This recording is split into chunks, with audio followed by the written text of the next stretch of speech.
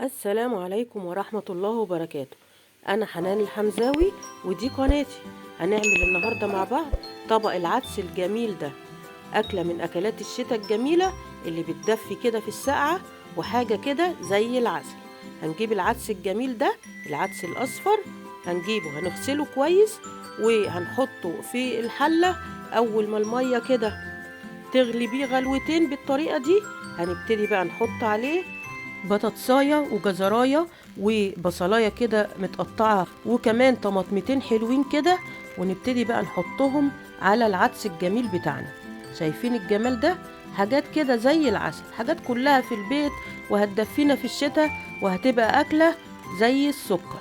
هنحطها بقى كده أول ما تحسي إن العدس خلاص داخل على السوا، وممكن كمان تحطيها عادي مع العدس من البداية، بس انا بحب اغلي العدس الاول غلوة كده حلوة، وبعد كده نحط عليها المكونات بتاعته. هنعمل بقى الصلصة بتاعة العدس او التسبيكة اللي هنحطها عليه. بصلاية متخرطة، واول ما تصفر كده هنبتدي نحط عليها الطماطم المفرومة. كده جميل، كده جميل خالص. بعد كده يا حبايب قلبي هنسيب الصلصة دي بقى لحد ما تتسبك.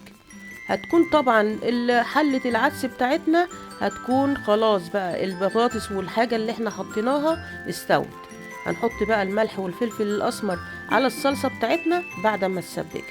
هجيب بقى العدس بتاعي بعد ما يستوي ويبرد، تسيبيه يبرد شوية عشان طبعا الخلاط بتاعك ما يبص، وتعمليه ضربتين في الخلاط وتحطي بقى على الصلصة.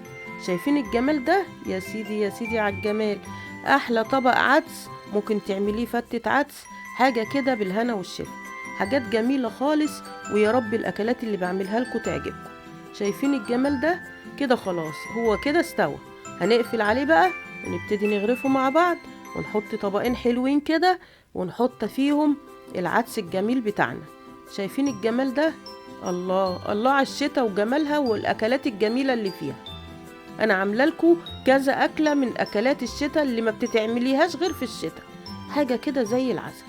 كده تمام، كده تمام. شايفين يا سيدي يا سيدي؟ احلى طبق عدس عملناه مع بعض، وطريقه سهله وسريعه وبسيطه وجميله جدا.